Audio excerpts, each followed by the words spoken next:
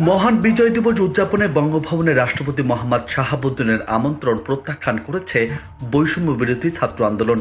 সোমবার দুপুরে বৈষম্য বিরোধী ছাত্র আন্দোলনের সেল সম্পাদক জাহিদা হোসেনের পাঠানো এক বার্তায় কথা জানানো হয়েছে।